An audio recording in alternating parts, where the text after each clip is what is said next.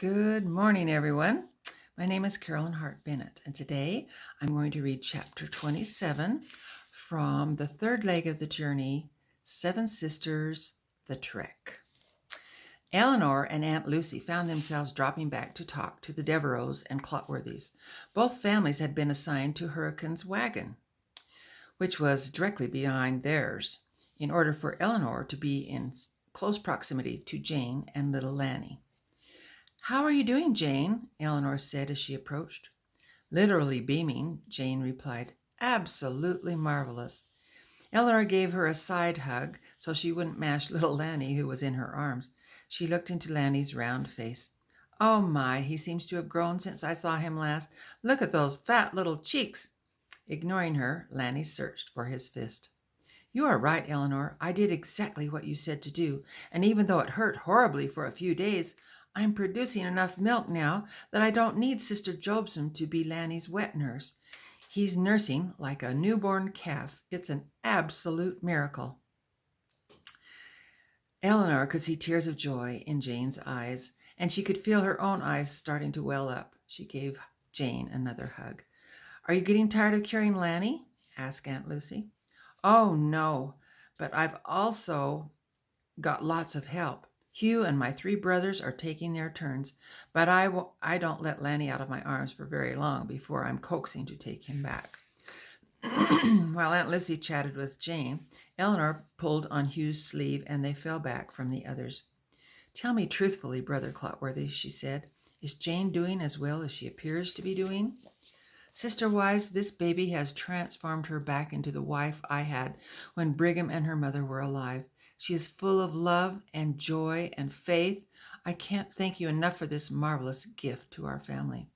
"It was Linda May's gift," Eleanor reminded him.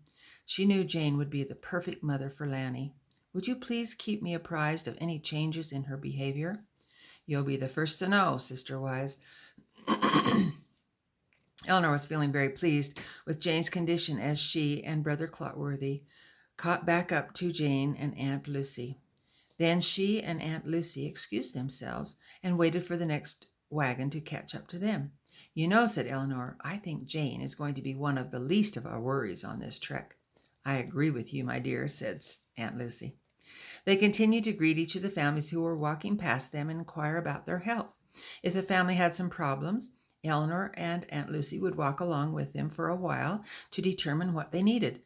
Aunt Lucy wrote their names and ailments down in her journal, so if she needed to, she could look back in on them later that evening. When the Buttons walked past, they could see Sister Emily was still mourning the deaths of her 2 little ones. Brother Button and Sister Josephine walked on each side of her. They supported her arms and were very attentive, trying to keep her mind off the devastating tragedy that had occurred on the Saluda. After Eleanor and Lucy walked and talked with them for a few minutes, they were satisfied that Sister Emily was in loving hands. While waiting for the next wagon, Eleanor turned to Lucy. "I've got an idea to speed this up, Aunt Lucy. Let's split up. You take the other side of the wagon, and I'll do the same on this side, and we can meet at the end." Caroline was really enjoying driving. Oh, the end. Stop. New scene. Caroline was really enjoying driving the wagon. It was an exciting adventure, and she was getting fairly good at it. Hurricane was keeping an eye on her. When the wagon wobbled from side to side, he would catch a glimpse of her head through the hole in the back of the wagon cover. Sometimes she would try to look over her shoulder through the carefully stacked center of the wagon to see if she could see Hurricane behind her. When she did this, however, her oxen would wander to one side of the trail or the other, and noticing this, she would coax them back on with a gee or a ha. After a while, the monotony of the road caused her to daydream. If her parents could only see her now, driving a wagon across the plains of America, they would disown her for sure. Oh, no, wait. They had already disowned her for joining the church. That thought made her laugh for an instant until she began to cry. She never envisioned that the religion she embraced would separate her from her family. Then her thoughts turned to Peter. He had broken her heart. She thought she knew him. She thought he loved her. at least enough to listen to her when she told him about the marvelous new church she had learned about from the Mormon missionaries at her grandmother's country manor. He not only wouldn't listen to what she had to say, but his demeanor changed, and there was a hardness to his face. He used to look at her with love shining through his eyes. Now his words and actions were full of contempt. He, like her parents, had turned his back on her, and she was having a hard time accepting this rejection. She wasn't anxious to be hurt again.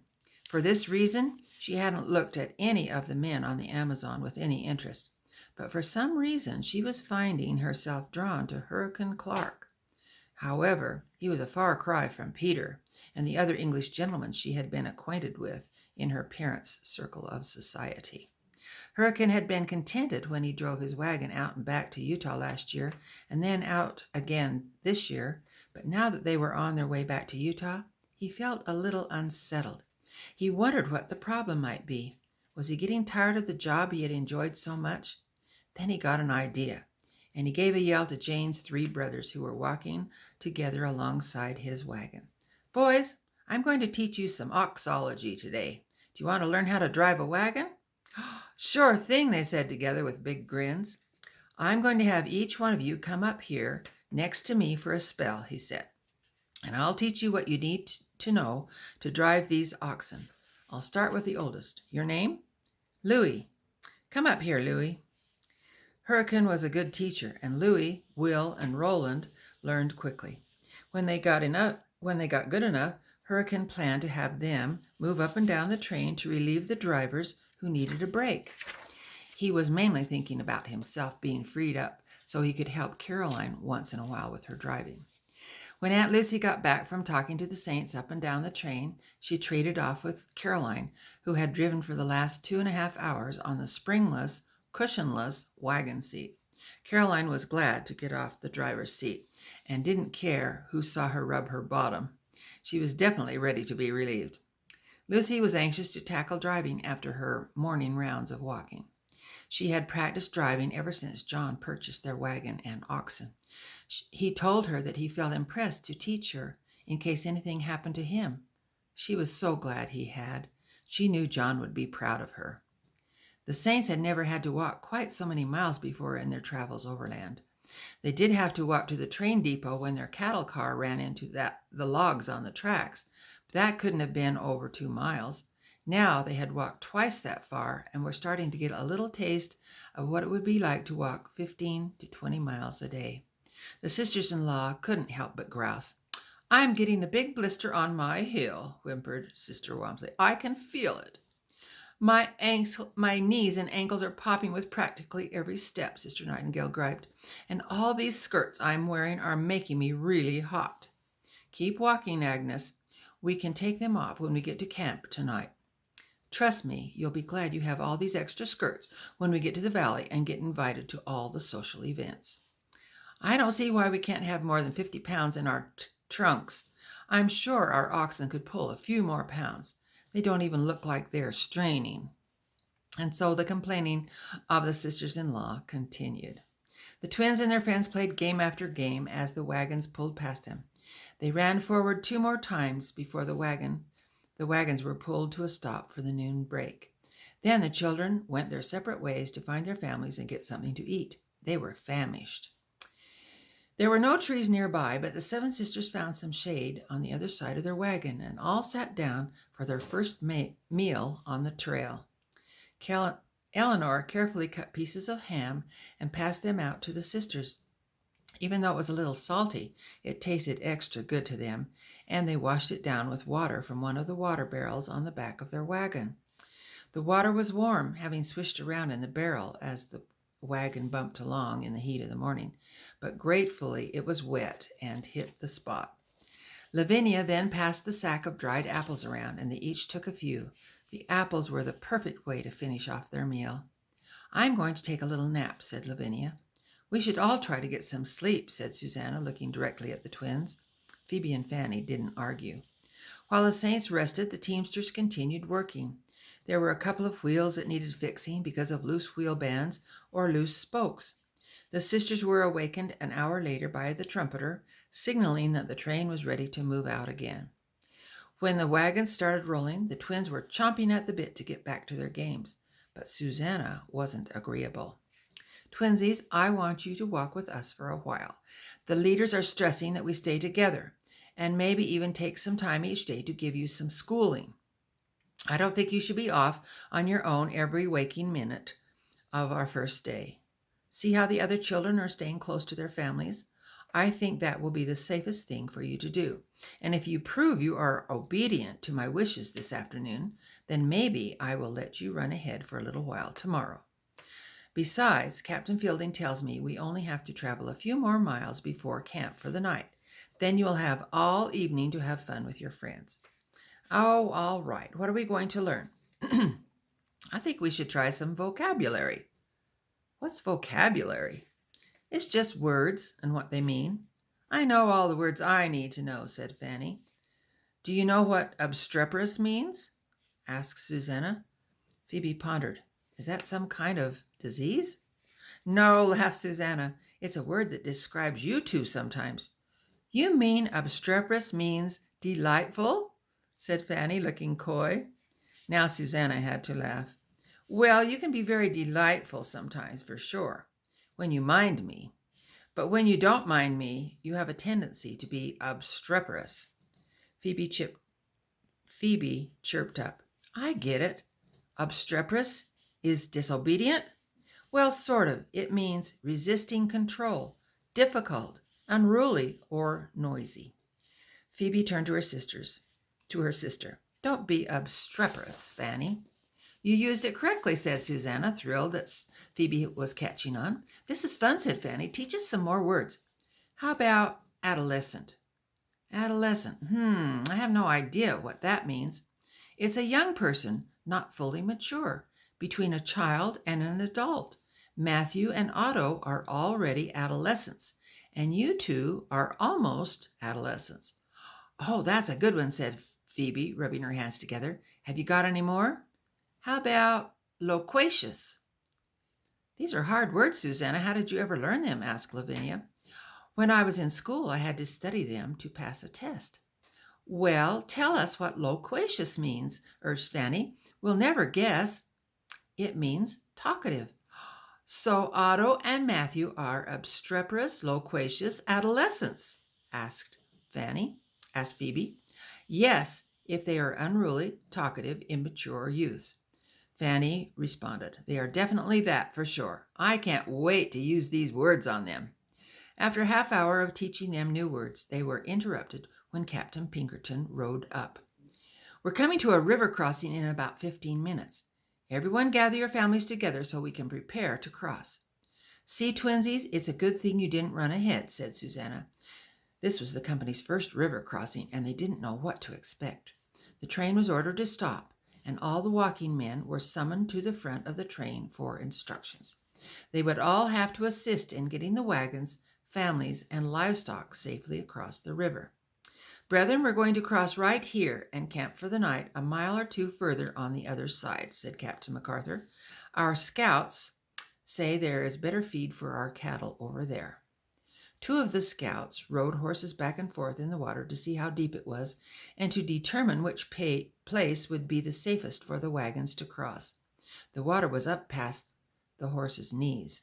The river looked like it was about 3 rods wide and was flowing steadily. Captain MacArthur, Andrews shouted as he rode out of the water toward him. The wagons can cross here, and the company can cross where Captain Fielding is stationed. It's calmer there. I think they can wade across. The older brothers and sisters, as well as the younger children, and any who are sickly, will need to be assisted by you men. We also need some of you to walk alongside the oxen and the wagons as they cross. Everyone received their assignments and went to their places. Ropes were placed on the horns of the more unruly oxen so the men could guide them across, but most of the oxen didn't seem to notice any difference when they were walking on the trail or walking through the riverbed. The first wagon rolled into the water up to its hubs and moved steadily across to the other side, where the men put their shoulders against the wagon bed to help the oxen draw the wagon out of the water. The saints on the shore clapped their encouragement. Start the saints across, Captain Fielding, ordered MacArthur. Who wants to be first? Marcus yelled. The saints seemed momentarily paralyzed. We'll be first, said Eleanor, grabbing the arms of Aunt Lucy and Lavinia and stepping forward. Come on, Susanna, bring the twins. Lavinia tried to stall. What about Caroline? Hurricane is helping her bring her wagon across. But come along, Lavinia, she whispered to her under her breath. We've got to set an example, and I don't want to hear another word out of you. Gird up your loins. This is an easy river to cross. Try to show George that you are not a helpless female. Men don't like helpless females. Lavinia suddenly felt the need to put on a show of courage when she saw George on the other side of the river waiting to help her out of the water. The sisters took off their shoes so they wouldn't get them wet and followed Eleanor's lead of gathering her skirt up in her arms. I can do this, Lavinia repeated to herself as she stepped into the water.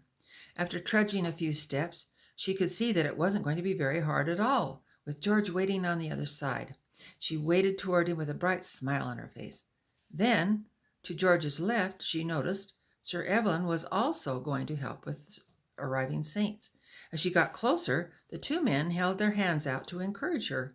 A sudden dilemma presented itself. Which one should she go to? She had enjoyed George's attention on the Amazon, and they had a tremendous bond with their music.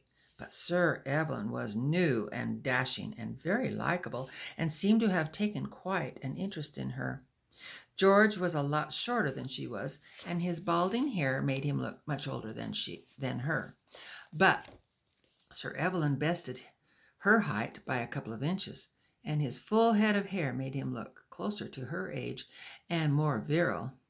George was a faithful convert to the church, but Sir Evelyn seemed genuinely interested in the gospel and was a promising investigator who would surely join when he learned all the doctrines of the church. The two men finally noticed that each of them was vying to help Lavinia out of the water. Their eyes met for a moment, and George gave a nervous laugh. Go ahead, Sir Evelyn, he said. I'll help Sister Whittier. Righto, old chap, Sir Evelyn said with gusto. George felt silly but tried not to show it. He turned and faced Aunt Lucy and took her hand to bring her onto the grassy shore. Up you go, Sister Whittier. Lavinia had watched the interaction between the two men, but wasn't sure what had been said between them. All she knew was that George had turned away from her, and Sir Evelyn was still encouraging her to take his hand. She could feel his strength as he helped her up. Why, thank you, Sir Evelyn, she said gratefully. Dear lady, you are more than welcome. Lavinia blushed happily as she moved out of the way so the two men could continue their work. She tried to catch George's eye, but he seemed to avoid her look as he kept working to help Susanna and the twins out of the water. After the sisters all made it across, the rest of the waders stepped fearlessly into the water and followed their example. The day was very hot and the water refreshingly cool. After getting accustomed to walking on the uneven rocks beneath the moving water, many would bend down, scoop up the water, and splash it on their faces and necks. The seven sisters watched the waders as they crossed and gave congratulatory words to those arriving. Mothers who were worried about carrying their babies or toddlers across by themselves because their husbands were busy helping with the oxen and wagons allowed the returning missionaries and teamsters to carry them while they walked closely behind. The sisters-in-law were fast approaching their turn. We'll be all right if we hold on to each other, Agnes, Sister Walmsley assured Sister Nightingale. They held hands and gathered up as much of their multiple skirts as they could with their other hands, but there was too much yardage, and the back of their skirts hung down in the water. They were fine for the first few steps, but then the in-laws felt the undercurrent grab the back of their skirts and sweep them around their ankles. In trying to balance themselves, they had to let go of their handful of skirts and found themselves in trouble. Now all their skirts were wet and heavy and wrapped around their ankles to the point they could hardly take another step. I can't stand up, Agnes. This water is swifter than it looks. She started to topple and grabbed onto Sister Nightingale's waist as she went down, causing Sister Nightingale to fall also. The two were getting so tangled up they couldn't extricate themselves from each other. Their skirts were dragging their bodies down, and their heads were going under the water. There was an explosion of splashes. They couldn't get any leverage with their arms or legs to raise up their heads out of the water. They were hobbled and captured.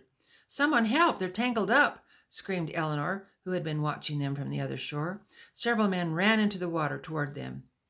It seemed like they were running in slow motion as they pushed the water with their thighs. They grabbed the flailing women and tried to pull them upward, but the extra weight of their wet skirts was making it almost impossible. The men struggled mightily, and with much difficulty they dragged both the women back to shore amid their coughing and sputtering. The men started pounding on their backs to try to dislodge the water from their lungs. The two sisters-in-law had red faces and bulging eyes. They were fighting for air. Everyone on shore was praying and holding their breath. Sister Nightingale started coming around, but Sister Walmsley couldn't get air no matter how hard she coughed. The look of panic in her eyes was frightening. Suddenly she clutched her throat, went limp, and fell to the ground. The onlookers screamed in horror. The men around her were at a loss. "Is she dead?" No, but she will be if we don't get that water out of her lungs," said Captain Pinkerton. "Turn her over on her stomach and let's see if we can push it out." The men turned her over, and Pinkerton straddled her waist and began to forcefully push her lower rib cage with his two hands in a movement that was slightly down and upward toward her shoulders. He kept this rhythm going. "There's a little water coming out of her mouth," said Captain Larkin. "Keep it up." Pinkerton pushed harder and stepped up his speed. "Come on, Sister Walmsley, come on." After what seemed like an inordinate amount of time, Sister Walmsley started stirring and sputtering. The men helped her up to a standing position, and she continued to cough, each time grasping a little more breath. Someone clapped. Everyone clapped and cheered them on. They were elated that the in-laws had escaped their near-fatal accident. The shaken in-laws were taken to some rocks nearby to sit and regain their strength. Sister Nightingale renewed her crying and blaming. "I never should have listened to you, Louise, when you said to put on extra skirts so we could take more clothes to Zion." The men looked at each other in disbelief. These sisters almost drowned because they had on more than one skirt. "You sisters will need to take off those extra skirts," said Captain Pinkerton in a forceful voice. "We have rules for a reason, and you just learned a very hard lesson because of disobeying one of them." "I'm sorry," Sister Walmsley blubbered. "We'll repent," said Sister Nightingale. "Oh, my head hurts from all the coughing I've done. My throat hurts too," added Sister Nightingale. The sisters-in-law put their arms around each other and cried some more. From the moment Eleanor screamed for help, she knew that she and Aunt Lucy needed to get back across and help with the in-laws. Upon their arrival, they relieved the men from the hysterical in-laws and tried to calm them down. After all the saints and wagons had crossed the river, the in-laws were finally ready to try again. Lucy and Eleanor had already helped them get out of all but one of their skirts, and had left the extra skirts folded in a pile near the willows lining the river, much to the protest of the in-laws. This time across, they had a man on both sides of them, supporting their every step as they whimpered across. "We can take it from here, brethren," Eleanor told the men as they helped the in-laws into the back of their wagon, where they would ride until they got to the camping place for the night. Away from the men, the in-laws didn't hold back any longer. "I've just about had it with this trek," moaned Sister Walmsley. But we're still on the first day, Louise," reminded Sister Nightingale through her tears. I know. If my foolish husband hadn't joined this church, I would still be back in England enjoying my life there. But he talked me into coming to America. The land of milk and honey, he said. The church was wonderful, he said. The Salt Lake Valley was a paradise, he said. He painted an amazing picture of it all, and even paid our passage in advance. Then what did he do? He up and dropped dead of a heart attack and left me nothing but 2 passage tickets. "Oh, I'm so sorry, Sister Walmsley," sympathized Aunt Lucy. Walmsley continued, "What was I to do? So I talked his sister Agnes here, who has been a widow for several years, into coming with me and using his ticket, with the promise we would each find another husband in Utah. But what men we've seen so far don't even give us a second glance. I just don't understand it. We're not that old. I just turned 40 and Agnes is only 38. We're not bad looking, are we?" No, no, sisters, assured Aunt Lucy. You're very eye-catching and very sturdy of body. Sister Walmsley waxed strongly. I'm beginning to think that coming to America was the biggest mistake we've ever made. You may feel that way now, cajoled Eleanor, but if you can just stick it out until we get to the valley, I'm sure you will feel differently, and there will be different men there to choose from. Everyone thinks we are fools, lamented Sister Nightingale. No, no, they are concerned about you, said Aunt Lucy. They rescued you and saved your lives. I think if you just rest and take it easy for a while, you will be back to your usual selves by tomorrow morning. But then we just get to walk and walk some more. It's never ending, and there's no way out. Let me get you some water, said Aunt Lucy. That will make you feel better. Nothing will make me feel better, said Sister Walmsley, but I will take some water. That's the end of chapter 27. Over and out.